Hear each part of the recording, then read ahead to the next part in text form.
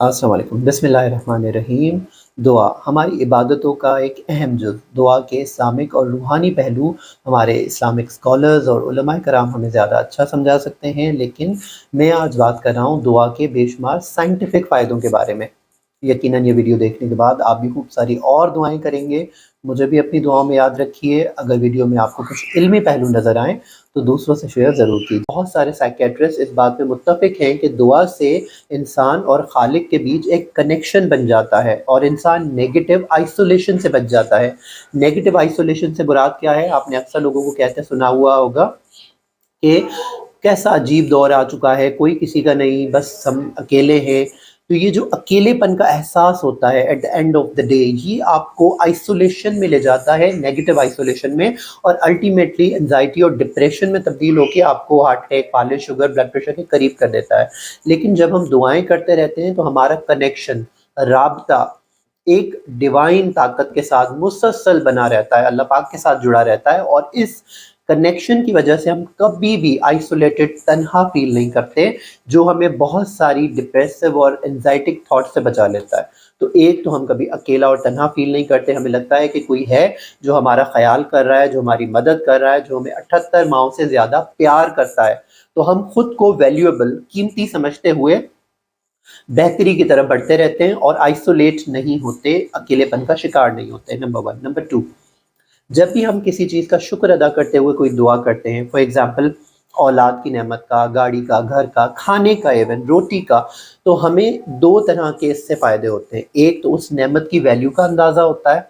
दूसरा, जिसके पास वो नेमत नहीं है उसके लिए भी हम दुआ करते हैं, उसकी फ़िक्र आती है। तीसरा, हमें दूसरी और नेमतों के बारे में जेलसी की फीलिंग्स कम होती हैं। मिसाल के तौर पे, अगर आज मैंने पेट भर के खाना खाया, मैं सुबह से सांस ले रहा हूँ, अगर किसी मरीज़ की इयादत करने जाऊँ जो कि वेंटिलेटर पे है, ऑक्सीजन लगी हुई है किसी को अगर, तो मुझे ये एहसास होगा कि अल्लाह का शुक्र है कि मैं अपनी सांस खुद से ले रहा हूँ। यानी मुझे एक चीज़ जो सुबह से लेके शाम तक मैं सांस लेता रहा, मैंने वैल्यू ही नहीं दी, उस चीज़ के बारे में सोचा ही नहीं। लेकिन एक मरीज़ को देख के कि जो वेंटिलेटर की सपोर्ट पे सांस ले पा रहा है, अब मुझे इस वैल्यू का बहुत ज़्यादा, इस नेमत का वैल्यू हुई, एहसास हुआ, और अब मैंने अल्लाह पाक से इसमें बरकत की दुआ की। इससे क्या हुआ कि जो मेरे पास है, जो भी है, औलाद, नेमत, चाहे जो भी जॉब है, जिस तरह की सैलरी है, मैं उस पे राज़ी खुशी होने लगा। शुक्र अदा करने का ये सबसे बड़ा फ़ायदा है कि अब बहुत सारी और चीज़ें जो मेरे पास नहीं हैं, मुझे उन चीज़ों को लेके बहुत ज़्यादा नेगेटिव एनर्जी, जेलसी, हसद और बुग़्ज़, ये चीज़ें पैदा नहीं होती। अगर मैं शुक्र अदा करता रहूँगा तो इन चीज़ों की तादाद मेरे दिल में, मिक़दार मेरे ज़हन में कम रहेगी, और इससे अल्टीमेटली जो जेलस लोग होंगे या जो बुग़्ज़ का शिकार होंगे, वो कभी भी सुकून में नहीं होते, और ये इज़्तिराब और बेचैनी उन्हें आखिरकार एंग्ज़ायटी, डिप्रेशन और बहुत सारी बीमारियों के करीब कर देती है। तो अल्टीमेटली शुक्र अदा करने से भी हम बहुत सारी वैल्यूज़, बहुत सारी नेमतों को, वैल्यूज़ को पहचानते हैं, और फिर इस तरह की नेगेटिव फीलिंग से बच जाते हैं। तभी कुरान पाक में बार-बार अल्लाह पाक ने कहा कि फ़बिअय्यि आलाइ रब्बिकुमा तुकज़्ज़िबान, और अपने परवरदिगार की कौन-कौन सी नेमत को झुटलाओगे। दूसरी तरह की दुआएँ हैं कि अपने किए पे पशेमान होके तौबा करना। मिसाल के तौर पे, मैंने किसी से गलत अंदाज़ से बात कर ली थी, बदअख़लाक़ी से, अब मैं पशेमान हूँ, अल्लाह पाक के सामने मैंने तौबा की और ये अहद किया कि आइंदा मैं ऐसा नहीं करूँगा। साइंटिफिकली ये जो गिल्ट होता है, यानी कोई भी गुनाह या कोई गलत चीज़ करने का जो एक पछतावा होता है हमारे अंदर, वो आहिस्ता-आहिस्ता, अगर हम किसी से शेयर ना करें तो नासूर बन जाता है और हमें बहुत सारी नफ्सियाती बीमारियों में मुब्तला कर सकता है।